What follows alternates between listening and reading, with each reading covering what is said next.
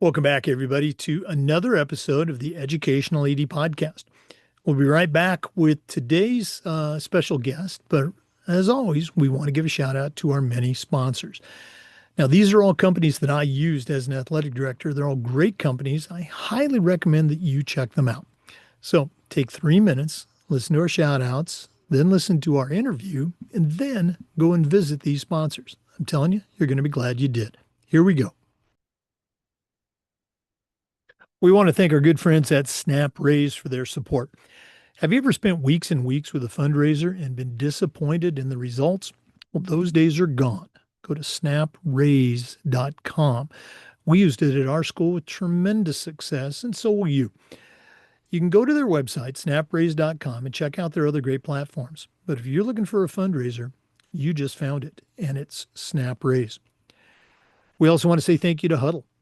As a football coach, I used Huddle for years, but when I became an athletic director, I made sure that our school was a Huddle school. And our coaches, our student athletes, even our parents just loved the tools that Huddle provided, but there's a lot more. Go to huddle.com and join the 8 million users. Turn your school into a Huddle school. We also want to say thanks to Home Campus.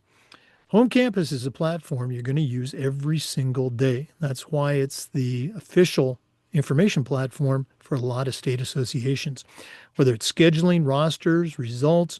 For me, the athletic clearance and eligibility platform is the gold standard. Go to homecampus.com for more information. We also want to thank Vital Signs Wall of Fame. If you're looking for a really cool way to display your school record boards or your school's Hall of Fame, go to their website and take a look at their interactive touch screen. That's right, touch screen video consoles. You put one of these in your gym lobby or your main school hallway. It's going to be a magnet for kids, for coaches. How about sponsors? You'll find it all at vitalsignswalloffame.com. We want to thank our friends at Gipper. Go to gipper.com and let their team show you how to use social media to really expand the reach of your program. Maybe it's a simple post to celebrate a big win, or it could be an entire newsletter to showcase all the great things that your school does. The team at Gipper will have you up and running in no time. It's professional graphic design made easy. Go to gipper.com to get started. We also want to thank Sideline Interactive, indoor score tables and video boards. Go to sidelineinteractive.com. You can schedule a live web demo to see their products in action. You've heard me say before, it's probably the single best thing I ever purchased as an athletic director. That's sidelineinteractive.com. We'd like to thank Ohio University and their online masters in athletic administration. There's a lot of programs out there to get your master's degree. The Ohio University program is one of the very best, has quite a legacy of leaders. It also is affiliated with the NIAAA. That's why you get to earn your master's degree and also complete 11 NIAAA leadership training courses at no extra charge. Check out Ohio University and their online masters in athletic administration. We want to thank our good friends at Hometown. You know, Hometown is changing the game for schools and organizations with their suite of solutions that include digital ticketing, fee-free fundraising, athletic website construction, and a whole lot more. If you're an athletic director, a head coach, or a school administrator, Hometown makes it easy for you and your school to save time, raise more money, and bring your entire community together. You'll find it all at hometown.com. And we want to thank Athletic Surveys by LifeTrack. Athletic Surveys will put together a custom survey that lets you take the pulse of everybody on your campus, coaches, student athletes, how about parents? And the information that comes back, you'll get to hear from the squeaky wheels that you probably already hear from, but you'll also get to hear from the 98% that supports your program. And having that type of data is incredibly valuable, especially when you're visiting with a frustrated parent, maybe your principal, or even your school board. Go to athleticsurveys.com. They're going to create that survey that lets you take your program from good to great. Athleticsurveys.com. Welcome back, everybody, to another episode of the Educational AD Podcast. We're staying right here in Florida today, and we're going to be visiting with Louis Romero. Louis is the director of athletics for Coral Gables Senior High School. That's if you're not familiar with the Miami area, that's kind of south. I guess you'd say southwest ish Miami. Beautiful area, beautiful school. Obviously, Louis and I have crossed paths for a number of years in Florida. We're finally getting him on the podcast. Shame on me for not doing it earlier. But Louis, welcome to the Educational AD Podcast. Thank you for having me. The easiest thing I usually tell folks about Coral Gables Senior High is we're 2 minutes away from the University of Miami. That's right. So if you know where UM's at, you can kind of find us. Yeah, exactly. Right. Again, just a beautiful spot. If you haven't been there, you need to check it out. Um, Louis, we always like to let our listeners have a chance to get to know our guests. So give us that quick bio, where you were born, where you grew up. We'll break this down. This first segment, maybe take us up through your own high school and college days, and then we'll take a break, hear about your career in the second segment. But what's your origin story? Well, born in Elizabeth, New Jersey. However, I was raised in Miami, Florida. My parents came down when I was one, actually, and then grew up here because my grandparents were down here. So they moved down to Miami. My old man actually took me up to New Jersey when I was like 13 or 14. And the first thing I told him when we got back on the plane to come home was good call. I did not want to be here. It was weather was dreary, it was cold, it was cloudy. I was like, no, man, get me back to Miami. Um, Attended public schools my whole life. I actually attended Christopher Columbus Senior High for 1 year as a sophomore. That's when I was pursuing, I thought I was going to be an NFL football star, but my frame did not dictate that very well for the sport of football. So I ended up finishing my high school career at Miami Coral Park Senior. Go Rams, graduate 1988. I did play sports in high school. It wasn't, nothing out of this world. I enjoyed the experience. Once I got to Coral Park, my interests changed. Different set of friends. I was always in a public school, then I went to an all-boys setting for my freshman year, ninth grade, then come back to 10th grade, I'm sorry, at that time, and then come back to a public setting in 11 and 12. That was an interesting time in life. It's like, I'm sure everybody could always look back at their things and say, man, I wish I would have done this or would have done that. But it made me who I am, so I have no complaints.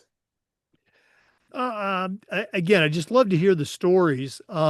Looking back to, you moved to Florida at a young age, but looking back to, let's say pre-middle school, pre-junior high, neighborhood games, backyard football, driveway basketball. What are some memories that you have of those days? I'm sure people think, oh, geez, Miami, Florida, they're out on the beach or they're doing something. What was your memories of those days?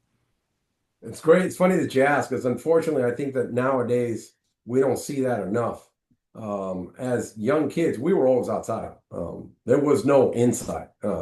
Inside was when it got dark, and we played everything. We played anything from football on the street, to basketball at the park, to volleyball, to tennis. We all got around and tried everything out. Now I don't see that anymore. Now if they're not playing for a travel team at 6, I mean, they're not really experiencing everything that you could have had just by hanging out with the friends in the neighborhood. I mean, as we grew up, some of my friends went to Coral Park, some went to Southwest, but those are still connections to this day of guys that I still talk to from all the way back when, childhood friends, just from the neighborhood. And unfortunately, I don't see that enough anymore. I mean, you don't hardly see kids playing in the street anymore. It's got to be either it's organized or it's not happening. And I don't think that it needs to be that way. I was just listening to another podcast, the Off Duty ADs, and they brought up this point that and again, I'm a little bit, maybe a lot older than you, but uh, again, you're absolutely right. Growing up, you're out there with your friends, and the parents not only they weren't watching you, they probably didn't even know you were out at the sandlot or the playground. They just knew you were outside. I love your point. It was all outside, and that's where a generation or multiple generations of kids learned hey, hard work. If you didn't get picked, you had to get better. If you, dropped the ball or, threw an interception, your friends were going to let you know about it. And so you learned to handle adversity, to handle challenges. And now, kids are learning those lessons. And I don't know if they're learning them, when they're 5 and 6 years old in a full little league uniform or travel basketball with all the parents watching. And so I don't know if I'm sounding like the old guy on his front porch now, but I think we've lost something as we've gained all these extra opportunities for kids. Am I off base with that, or do you think I've got a No, little no, no, bit of no, not at all. I think you're 100% nail on the head, and it's fun. I've sat on so many committees, and we'll get into that in a little bit. But one of the main driving things that I try to tell folks is we are doing our children a disservice by not teaching them how to deal with adversity. No, you're not going to be the best. No, you're not going to be the first one picked. No, you're not always going to get an A. No, you're not always going to be the superstar, and that's fine. There's something to be gained from that. And like you said, back in the day, it's like, if you weren't good, you were picked last, or you had to wait until that game was over Yep. and maybe wait another game before you got on the court or got on the field to play with somebody else who was willing to take you on, Mhm. because nobody wanted to lose if you were part of the team. So, and that's something that, you know what?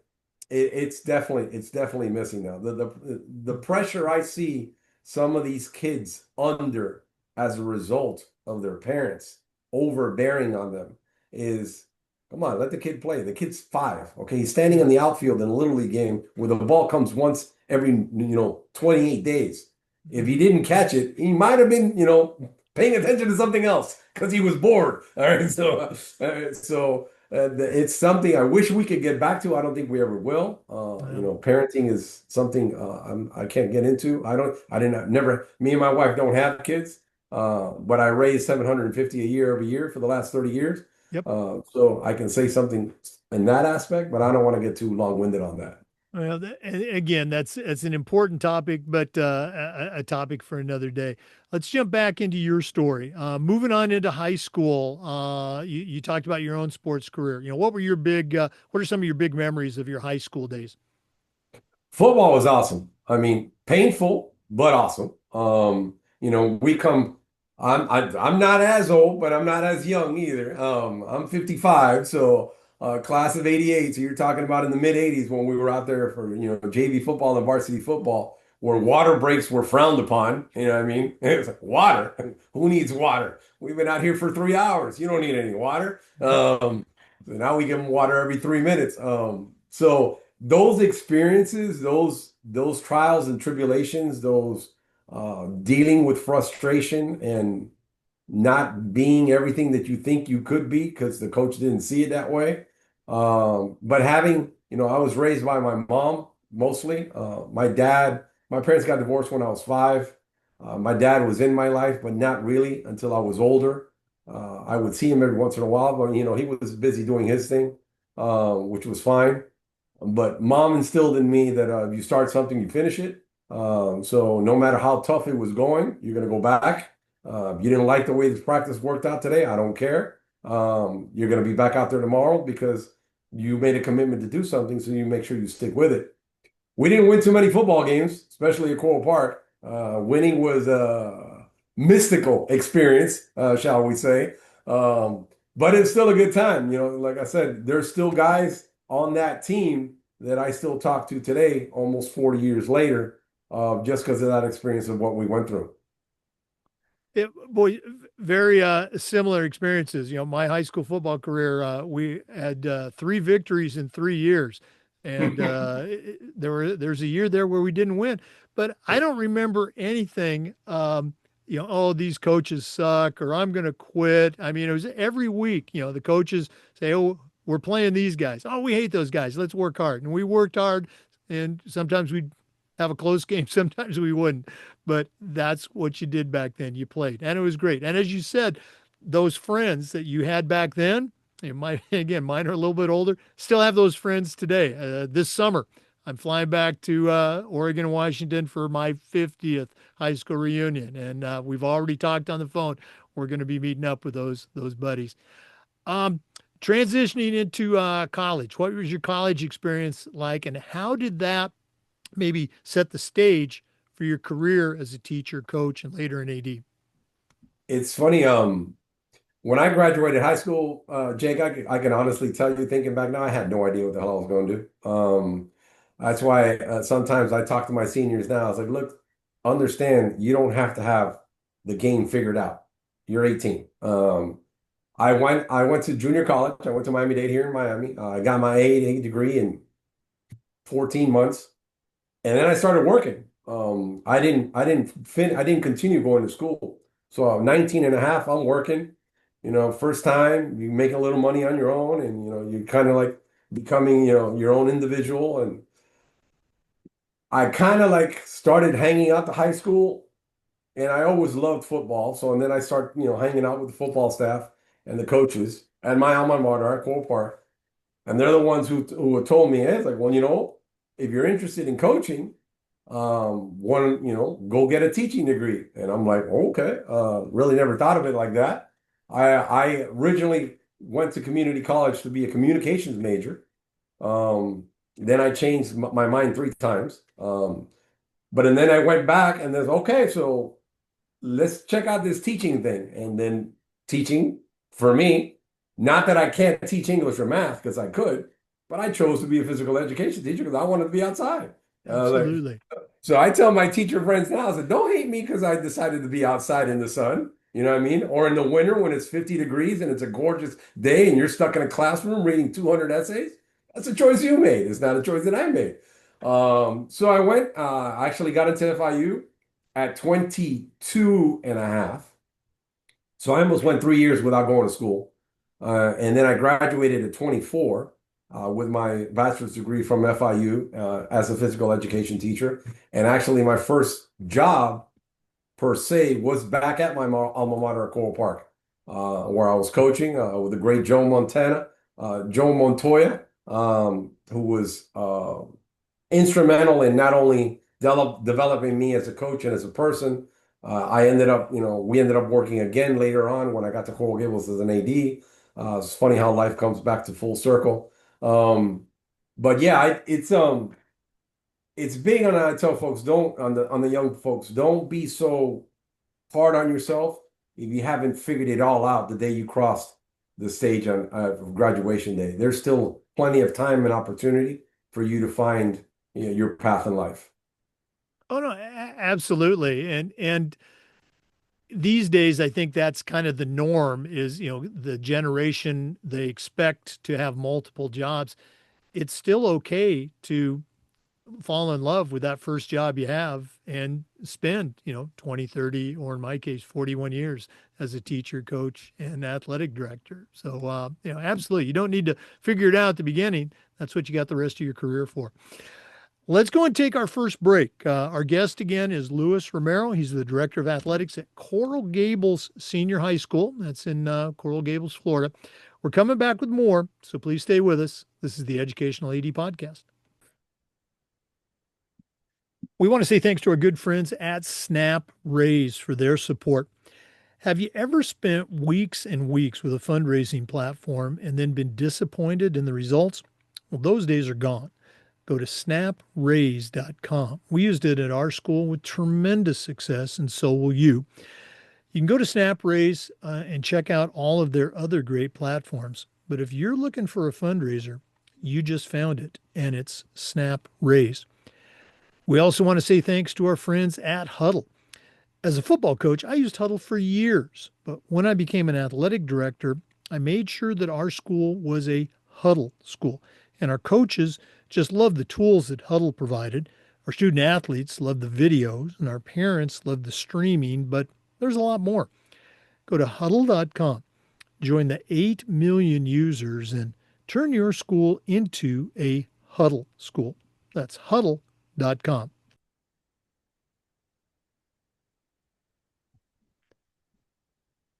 Cool.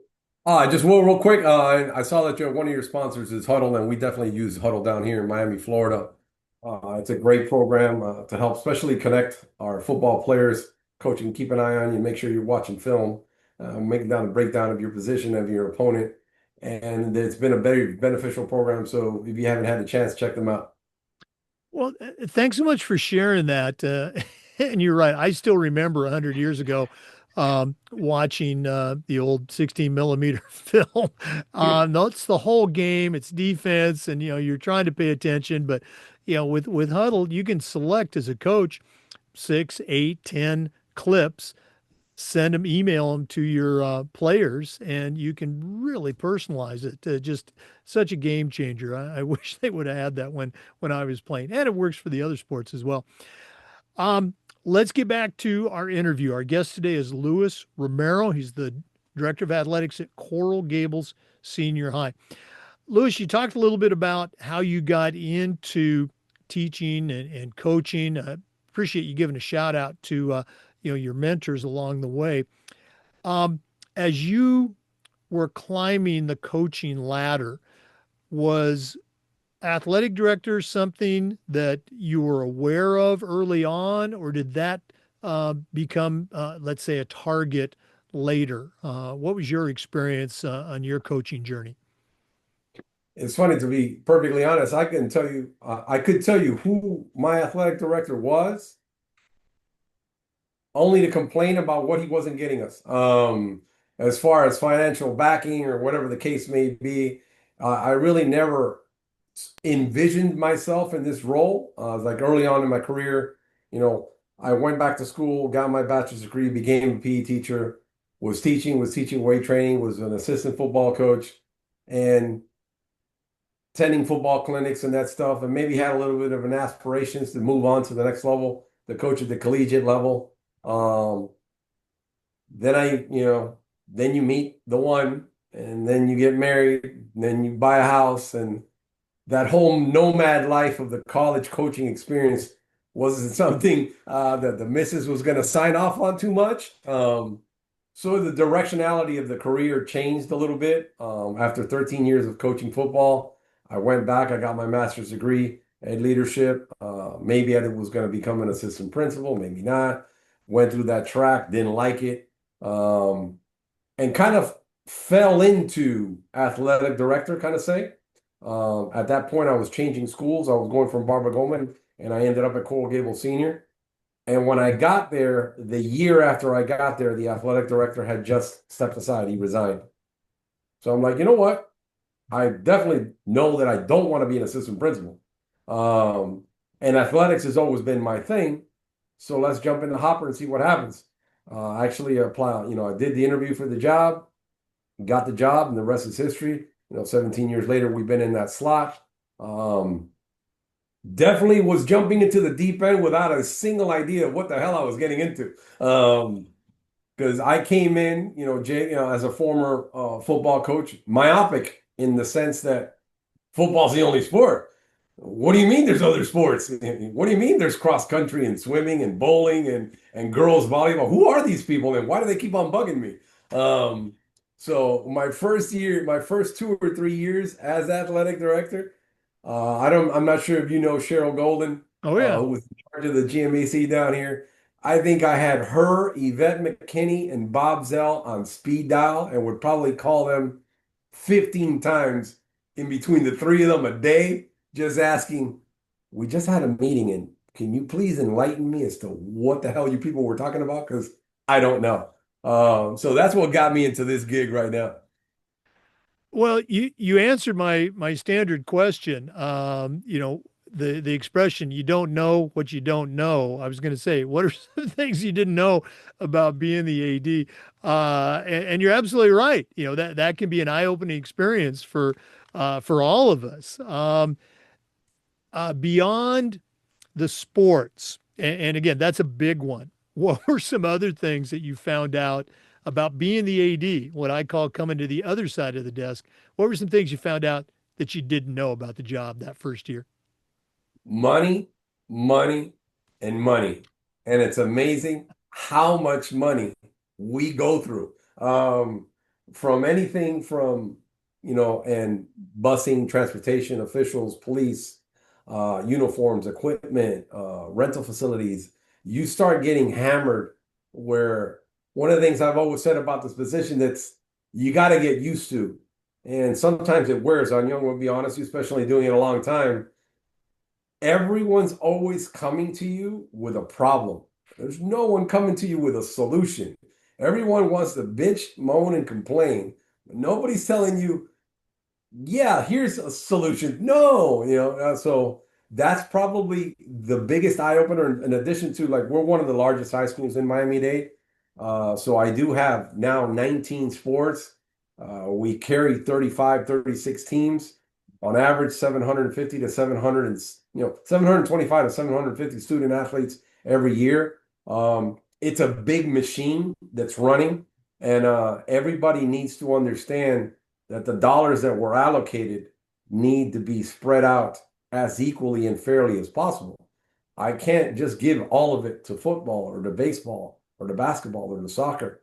And we're not elite at anything, but we're not bad at anything. So we're like pretty good across the board in everything. So we're either district semifinals or we're always in there. A Right. couple of my sports have been down a little bit in the last couple of years, but for the most part, they're all successful. So of course, when everybody's successful, mom and dad are like, "All right, so what are you gonna do for us now? What are you gonna? Who's this we thing? Because I ain't in France. What do you mean we? I was like, well, how are you gonna help me? And I'll be happy to, chime in a little bit with you." Yeah, that is so very true. And whether it's coaches or parents, I heard this at a clinic years and years ago, and I stole it like any good AD will. Shared with the coaches, hey, this year you're not bringing me your problems anymore. I don't want to hear about your problems. I want to hear about your solutions. You come to me, say, hey, Jake, I would like to try this. And unless it's crazy, I'm going to say, yes, how can I help you? Okay. Same idea, trying to work on those solutions. And you're absolutely right. The whole money thing. You'll probably chuckle at this, but I told a parent once at McClay, a private school, I said, every single football game, we're already $12,000 in the red before kickoff. And that's the officials, the ambulance, and all the support staff. Don't even ask me about the helmets or the uniforms. We already paid for those. We're $12,000 in the red. What are you going to do to help me? So I'm sure your level, it's much different. No, not at all. It's we always I've learned how to answer. It's funny. I'll use this little caveat. Because I always get hit with little questions by a parent. Like, let's say, use an example, the gym floor. So I'll get a parent, the gym floor is a little slippery. And I'm like, why do you think that is? Do you think that we have a slippery floor because we want it that way? Or perhaps the what it costs to get it redone, or in the process of collecting? Which one do you think is a more feasible answer? Of course, I would like to have a shiny floor every year, but that costs money. And we have a tiny gym. The floor for us, I do it every 2 years. It's about 3,500, $4,000 just to resurface the floor. Yep. And they don't give us money for that. I was like, that's money that we have to raise on our own at the school site. So next time you ask me a question, I always preface it. Why do you think we are the way that we are? You know what I mean? Again, these are just such great stories, and it's nice to hear that big successful public schools like Coral Gables have the same struggles that our small private school up in Tallahassee had, and across the country. Let's go and take another quick break, and when we come back, I'm going to ask Louis to share some of the cool things that he does at Coral Gables, some of the things that he's really proud of at his school. But let's take that break. We're coming back. This is the Educational AD Podcast. We also want to say thank you to our good friends at Vital Signs Wall of Fame. If you're looking for a really cool way to display your school record board for all the teams, for all the different events, or show off your school's Hall of Fame, go to Vital Signs Wall of Fame and take a look at their interactive touch screen. That's right, touch screen video consoles. You put one of these units in your gym lobby or your main school hallway, it's going to be a magnet for kids, for coaches, teachers. How about parents, alumni, sponsors? You really got to see it to believe it. Go to vitalsignswalloffame.com. Don't forget to mention the podcast and see what they can do for you and your school. We also want to thank our good friends at Home Campus. Home Campus is the official information and administration platform for a number of states, including Florida. And it's a platform you're going to use every single day, whether it's scheduling, rosters, results. For me, the athletic eligibility and clearance component alone was the gold standard. To find out more, just go to homecampus.com. That's it, homecampus.com. And we want to thank our friends at Gipper. Go to Gipper.com and let their team help you become a social media marketing guru for your school. The team at Gipper is going to have you up and running in no time. Maybe it's a simple social media post to celebrate a victory. It can even be an entire newsletter to showcase all the great things that your athletic department is doing in the community. And it's so simple, even I can do it. Go to Gipper.com to find out. Don't forget to mention the podcast. That's Gipper.com. Welcome back, everybody, to the Educational AD Podcast. Once again, our guest is Louis Romero. He's the Director of Athletics at Coral Gables Senior High. That's in Coral Gables, Florida. Louis, we talked a little bit about, the location of Coral Gables High School, but, kind of create a setting for our athletic directors who are outside of Florida. What's the enrollment? What's the scope? And then I want you to share some of the really cool things that you do with your kids, your coaches, your program, and some of the things that you're really proud of. Well, the data on the school, we're just over 2,900 right now. When I first got to Coral Gables in 2007, we were 3,400. The charter schools have really eaten away a little bit of our enrollment in the last couple of years, that movement. And there's just a lot more schools in Miami-Dade County in general. We have 43 public schools and like probably another 40 charters and privates in Miami-Dade County. So it's 90 high schools. So there's a lot to compete with. We do a really good job of marketing our programs, our academic programs, because at the end of the day, they are student athletes. So we want to make sure that they graduate. I pretty much hold a 99.99% graduation rate with our student athletes. We make sure that they graduate. That's something I really like to hang my hat up on. So whether they play at the next level or not, who knows? If you're good enough, great. If you're not, at the very least, we're going to get you a high school diploma. We're really excited about projects we got coming on in the near future. Supposedly, I'm getting a new gym, which is going to expand the capacity of our current gym. We're getting a brand new turf football field. We're getting a new track. So from a physical standpoint, the campus is being upgraded. We've just got repainted. We got a new building. There's a lot of remodeling going on. As far as the athletic programs itself, like I mentioned a little bit earlier, we really haven't been dominant at anything, but we're really not bad at anything. Some of my girls' programs are a little bit lacking, but even still, they come up with some wins. We've had some state participants, state qualifiers. In softball was the most recent one. I got a couple of alumni coaches, which is also cool. My baseball coach is an alumni. My business manager is an alumni. My girls' volleyball coach was an alumni. Our boys' volleyball team is run by alumni, which I think is a cool connection into having people who have been part of your high school in the past. We're coming up on, this was our 74th graduating class that we just had yesterday. So next year is going to be a big shindig because it'll be the 75th year that we've been around pumping out little high school graduates. Some of the athletes who have come through, we have, everybody remembers Frank Gore.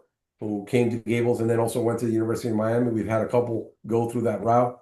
Denzel Perryman, who was a linebacker for us and UM, is still in the league. We had a couple others. We had Jonathan Vilma also played at Gables and is now on TV, and he played at UM. So we've had some guys in the past come through, and they still do, still have some connection with me. I know them all on a personal basis, so that's not like they're distant from us, and they can help us out where they can. Um, I just like where we're at. As there's a positive and a negative to where we're at, Jake. I'm gonna be honest, all right? Because we're not hidden in some neighborhood. We're on the corner of Bird and Lejeune, which is one of the most busiest streets in the city.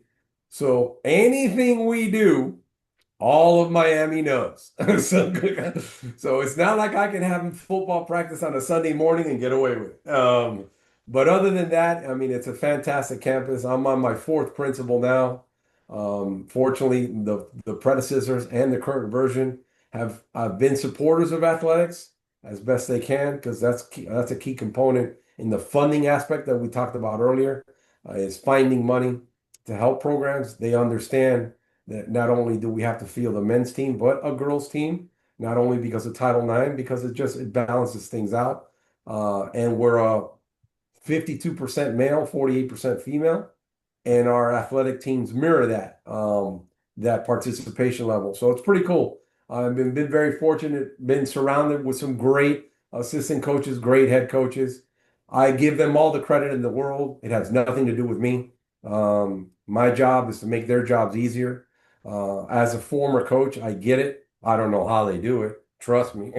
I wouldn't be able to coach these kids nowadays. I'm more dead set in the old ways, but surrounded by a fantastic team. Looking at your coaching staff right now, and again, I appreciate you sharing all that. What's your percentage, just ballpark, of coaches who also teach in the building or work on campus in some capacity? I'm just curious. We're probably 65-35 work on campus, and we're losing that battle where it's going the other route, where I have to hire people who aren't in the building just because no, it's hard to find teachers, number one, Mhm. and then find teachers who are willing to commit the time, energy, and effort to coach, which at the end of the day is pennies on the dollar when you figure it out what they're paying you to what the time that you put in. And it's a battle that it's not getting better, unfortunately. I think it's getting worse. Um, a lot of young people just simply do not have the desire to coach and teach, or teach and coach. So my winter sports, for example, my girls soccer coach, my boys basketball coach aren't in the building. My football coach in the spring, we just hired him. He'll be in the building in the fall, but he wasn't for the spring. His entire staff is not in the building. So all my football assistants are not teachers in the building. That's that's a difficult hurdle to overcome, but it's something that's district wide. It's not unique just to us. You know, you made me think of a question here, so bear with me on this. The coaching stipend, if you will. I hate to use the word salary. Um, People don't go into coaching because of all the money that you make. You go into coaching because you love it, but at the same time, you're trying not to lose money on the proposition. You got to put gas in your car. So, um, I'm curious. You were a coach in the Miami-Dade district. Now you're an athletic director. You're hiring coaches in that very same district. Have the stipends changed at all from when you were coaching to now in 2025? Great question. Slightly, and what I mean by slightly, I mean not a whole hell of a lot. Just recently, the assistant coaches were bumped up. I think it was a total of 15%, but 15% of crap is crap. Mhm. So from that sometimes, when I first got hired as an assistant, there was tiers from year one, year two. They got rid of the tiers and started paying all the assistants the same amount of money, which I don't agree with that concept, because a 10-year assistant isn't the same as a first year assistant. So why are we being compensated the same? But that's a topic for another day. As far as head coaches, They just increase their supplements after decades, Jake, decades of stagnation. Mhm. Um, so my frustration lies with the powers that be and with our union people and all of that is if you are expecting high quality talent, then that costs money. Highly qualified people don't work for free or pennies on the dollar. So understand what you're getting. Somebody who's willing to work, our assistant coaching supplement is $1,688. And Mhm. you're gonna work 90 days before you get paid that. So we pay you on the back end at the end of the Right. season. Hmm. So you gotta work for 3 months to make 1,700 bucks. That's not a whole lot of money. And then we keep on throwing new things at our assistants. Oh, they got to be mental health. Oh, they got to be CPR. Oh, they got to be AAD. And I'm like, you keep on asking a lot, but you're not giving a lot. So that's also, I think, part of the problem that we're suffering where people just don't want to do this for the compensation. And I agree. When I started coaching, I didn't get paid my first year and a half. I was just happy to be in the room. You know what I mean? I was happy I got a shirt and a hat and I got to stand on the sideline. Yep. Every Yep. once in a while they would ask me a question and I might have the answer. But now, it's times are different and people want something, at least something, like you said. It shouldn't be a net zero. Yeah. It should No, be a negative. absolutely. Well, again, it's something that every state's experiencing, every school, every district. I guess there is maybe a little bit of hope here in Florida. The Florida Coaches Coalition, is working with, the state, some legislatures to try to make some changes. Hopefully, we'll see some progress in that. Um, we're going to do this at the end of the podcast, but if one of our listeners wanted to reach out and pick your brain a little bit more, find out, how you do things at Coral Gables, or just add you to their network, what's the best way that one of our listeners can get a hold of Louis Romero? The easiest way, Jake, is to email me. I have my email with me 24/7, 365, which is Coach Romero, my last name, Romero, at dadeschools.net. I'm happy to help out. As a teacher, I mentored, 6 or 7 brand new teachers coming out of college. As an AD, I've mentored 4 or 5 of our younger ADs now. I try as best I can to help young folk out with the things that I have learned only because I hit my head against the wall and found out the wall is hard. So it's none of my ideas, like you said. Like I'll take somebody else's idea and just give that person credit for it, but implement it in your own way, and it can make life so much easier for you, especially when you're getting started. Oh, no, that's what our profession is all about, helping out that next generation. We're going to take another break. I know that's shocking to our regular listeners, but we're going to be back with more from our guest. So please stay with us. This is the Educational AD Podcast. We also want to say thank you to Sideline Interactive indoor score tables and video boards. Go to sidelineinteractive.com. You can schedule a live web demo to see their products in action. You've heard me say before, probably one of the best purchases I ever made as an athletic director was our Sideline Interactive indoor score table. Of course, we used it for home games, but we also used it for pep rallies, for signing ceremonies. Their products are incredibly versatile and their customer service just outstanding. Go to sidelineinteractive.com. Don't forget to mention the podcast. Schedule that live web demo today. We also want to say thank you to Ohio University and their online masters in athletic administration. Now, there's a lot of programs out there where you can get your master's degree. The Ohio University program is nationally recognized, also nationally affiliated with the NIAAA. So, as you finish your master's degree, you have also completed 11 NIAAA leadership training courses, so you're qualified to sit for your CAA exam. It's very affordable. It's totally online, just 20 months, and it's something you should check out if you're considering a master's degree.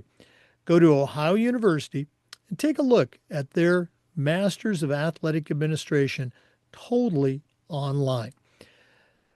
We also want to say thank you to our good friends at Hometown. Hometown is changing the game for schools and organizations with their suite of solutions that includes things like, oh, big surprise, digital ticketing. They're still the number one digital ticketing provider to schools and colleges. But how about fee free fundraising, athletic website construction, and a whole lot more? If you're an athletic director, a school principal, even a head coach, Hometown makes it easy for you and your school to save time, to raise more money, and to bring your entire community together. Go to hometown.com for more information and don't forget to mention the podcast. Welcome back, everybody, to the Educational AD podcast. Louis, in that last segment, you mentioned a little bit about presenting at our state conference, and I see you there pretty much every year, the FIAAA. Share a little bit with our listeners because we get a lot of new ADs, younger ADs, and I think it's important for them to hear about the importance of getting involved at state level and with the NIAAA. So, how did you first find out about our state association, the FIAAA here in Florida? It's funny, I first found out just another one of those things that you learn about when you become an AD is, oh, by the way, we have to go to compliance. Compliance, please enlighten, please. So back, when I first became, it was every other year. And the first couple of times I went to one that they did here locally. But and then in our AD meetings, I started hearing from the older guys, FI AAA, go up to Orlando. Well, I'm intrigued. Wait, we get time off of work to attend the conference? Sign me up. So initially it was just out of curiosity, but like you said, now I go every year, regardless of whether it's a compliance year or not. I think it's important to surround yourself with colleagues throughout the state. We're going to travel. We're going to play in other places outside of Miami, especially if you're somewhat successful at any sport. When the playoffs come, you're going to be traveling. So why not have a better connection with that person already? Oh, I know, the AD at Apopka, or I know the AD at Lake Nona. We met each other. He's a cool guy, and we can help out the logistics of getting my team there and getting them back. There's a lot to be gained from professional networks. Every profession has them. I think you need to take advantage of the opportunity to learn not only from people who have done it before you, but people who are your sidelines, who are in the same level that you're at, that might be doing something. And then it's also great to learn stuff from new folks. The newer generation is a little bit more tech savvy. They're a little bit more phone, Instagram, that kind of world on how to take advantage of that to benefit your program. So there's always something to learn, regardless of the stage of the career that you're in. My interest in the FIAAA from a presenter standpoint comes from the thing that I've been doing for the last couple of years. I first started with Cheryl, and then I've been doing it on my own, which is talking about how to accelerate retirement. I want to retire young, but I don't want to stop working. But I know I don't want to work forever. I started getting into that and teaching folks about personal finance just out of something that grew from my own personal interest, and a business grew out of it. Kind of like what you've done here, Jake.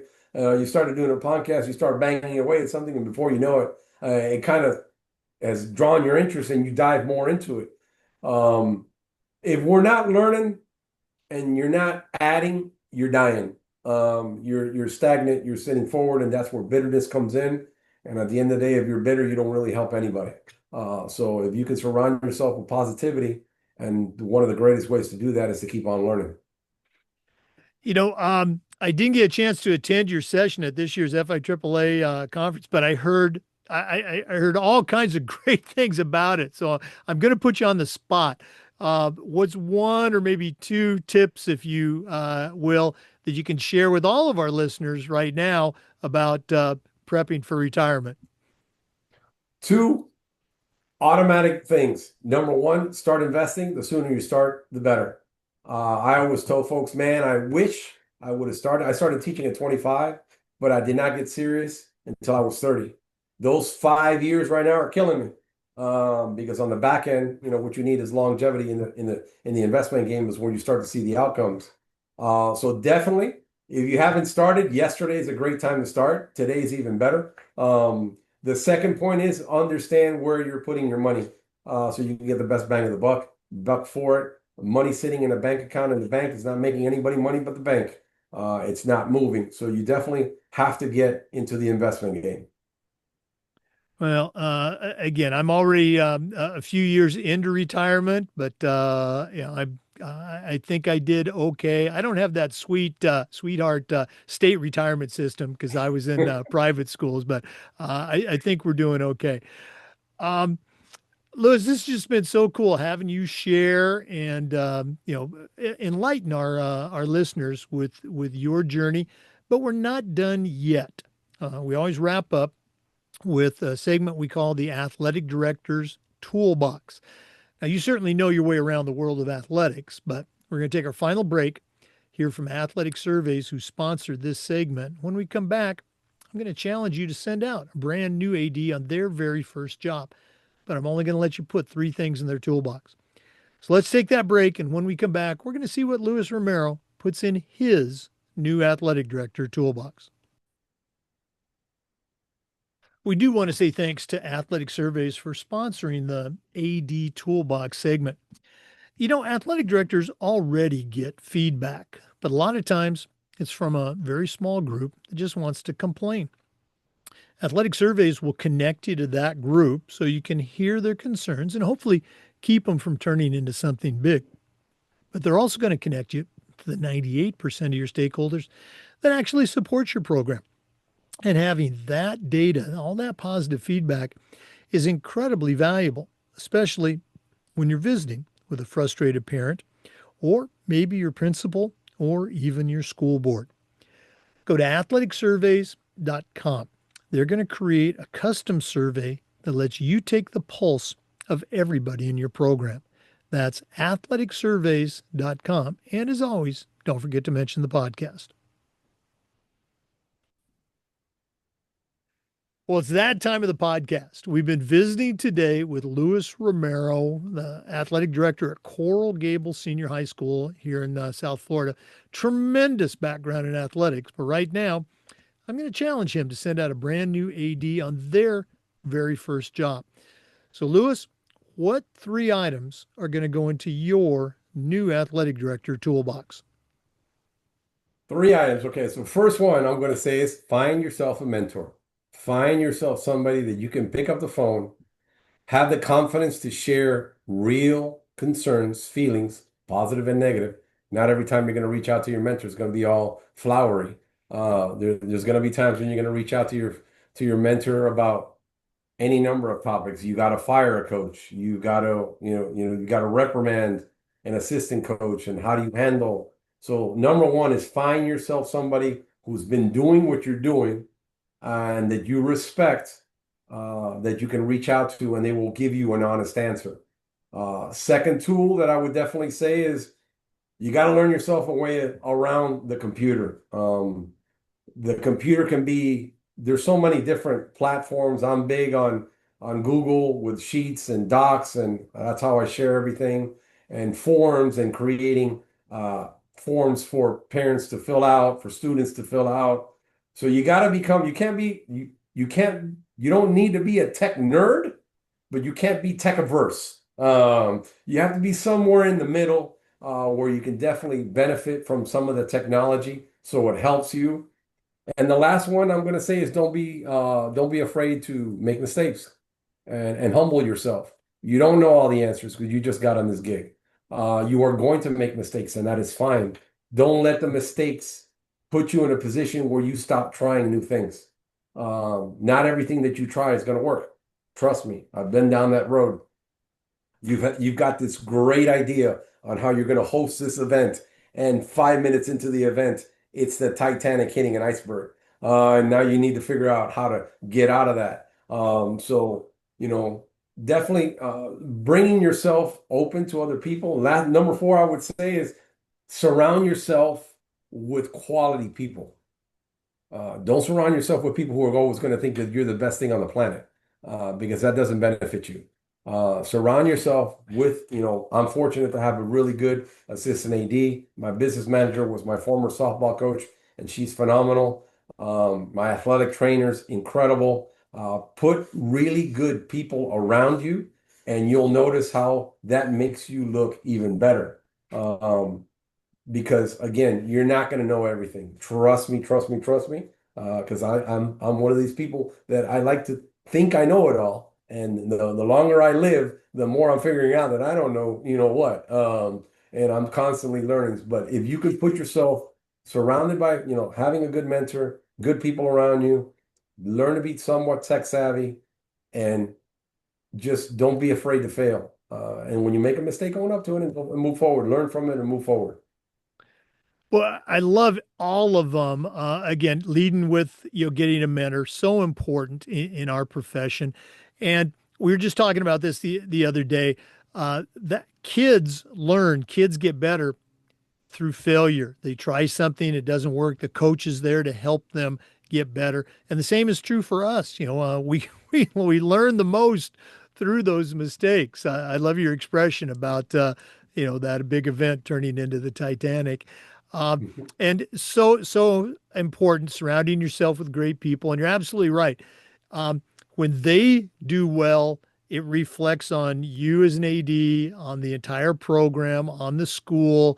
You got to be smart enough to surround yourself with great people. Very cool stuff. Louis, one more time, if one of our listeners wants to reach out and pick your brain a little bit more, find out how you do things at Coral Gables, and maybe add you to their mentor list, what's the best way they can connect with you? The best way, like I said earlier, is to email me at my school email, which is Coach Romero, Romero at dadeschools.net. I do have a on the side of the topic that I talked about earlier about retirement. If you're curious about that, I do have a website which is www.louisromero.org, which has a lot of the information that I did present at FIAAA, short video clips, just little tips and tabs on what you can be doing to benefit your current and future financial situation. Well, hey, thanks for that extra tip. We'll definitely put that in the show notes. Um, Louis, hope you have a great end to the school year. Get you going on some much deserved downtime this summer, and hopefully we'll cross paths in the meantime and see you over in Tampa in December at the national conference. You got to be going to that, right? Yeah, I definitely I haven't been to a national one, but been that it's in Tampa. I think I might be able to get that field trip form approved here at home to be gone in the middle of September. But we'll see how that goes. Jake, before we close out, I'd just like to say thank you so much for the opportunity of having me out here. It was a pleasure. It's a great time talking with you. Oh, well, you are very kind. And again, shame on me for not doing this sooner, but I'm glad we got you on. And your toolbox tips are going to be in the fourth edition of the Athletic Director's Toolbox, which will be coming out just in time for that national conference. So you're going to be in a book. Okay. Awesome. Awesome. Thank you. For our listeners, we want to say thanks to you and remind you that we upload the Zoom recordings of every interview to the Educational AD Podcast YouTube channel. We do this just about every day. We try to share stories from the world of athletics along with some best practices. So please join us again for the next episode of the Educational AD Podcast. We'll see you next time.